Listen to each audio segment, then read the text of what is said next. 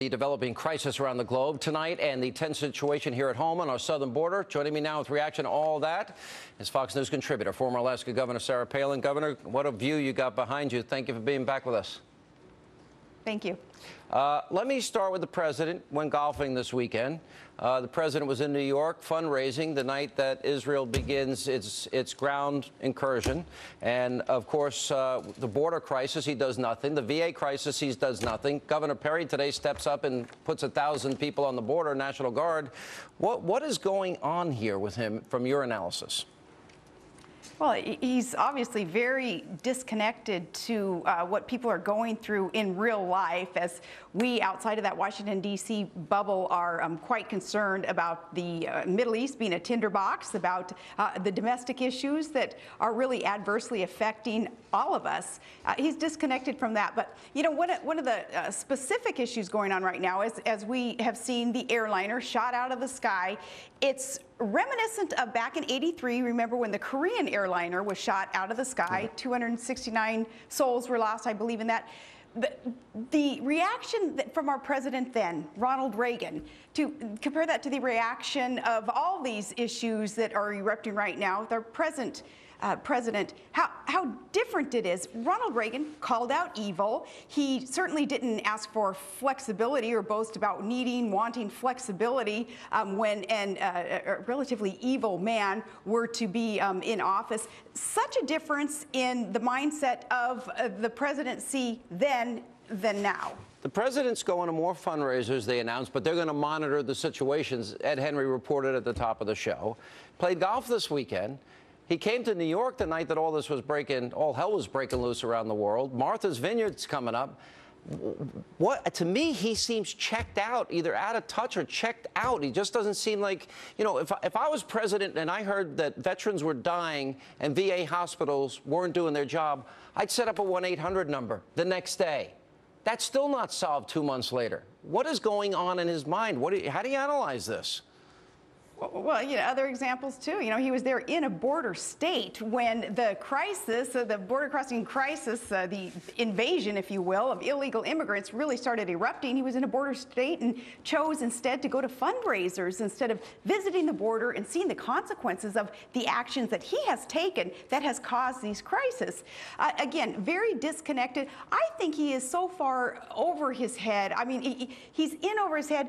We warned people in the campaign that he had no executive experience. He didn't have a resume at all that would prove a track record of knowing how to handle situations like this, being a community organizer with no real responsibilities.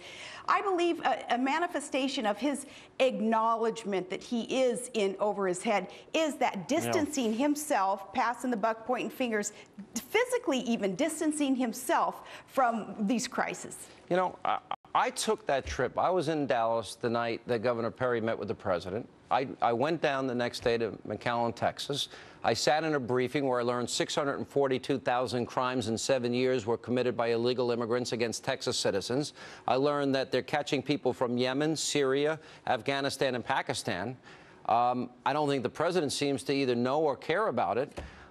It's just bizarre to me that he spends all this time doing all this other stuff. Let me ask you about Eric Holder. You made some comments. He responded, and I want to get your chance to respond to his attacks against you. There's a certain level of vehemence, it seems to me, that's directed at me, directed at the president.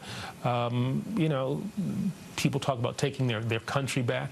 You know, I can't look into people's hearts, look into people's minds, but it seems to me that this president has been treated differently than others.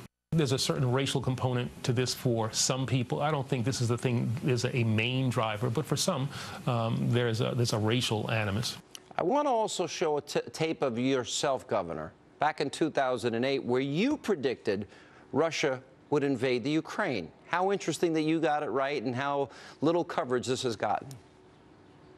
After the Russian army invaded the nation of Georgia, Senator Obama's reaction was one of indecision and moral equivalence, the kind of response that would only encourage Russia's Putin to invade Ukraine next.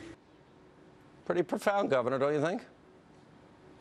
Oh yeah, real profound. Well, you know, who couldn't see it coming when you're living here and you can see it right on over the, not from my house, but you can see, keep an eye on Putin and Russia from right here. No, I think that some obvious developments have taken place. And when we have a president who seems to be embracing this idea of shirking back as once this superpower, the shining city on a hill for the rest of the world to see and feel secure and wish to emulate, when we shrink that back now, and there is a vacuum now on the globe that is calling for leadership and calling for influence, that vacuum is being filled by evil men, and that's so unfortunate. It's not too late to get it back, though. You know, midterm elections will have a lot to do with getting that exceptionalism that is America, that message back on the globe, and we certainly need to elect people who understand it and will fight so hard for American exceptionalism. Again, the world will be a safer place. Hope the Republican Party gets their act together. Good to see you, Governor. Appreciate it. By the way, spectacular view behind you.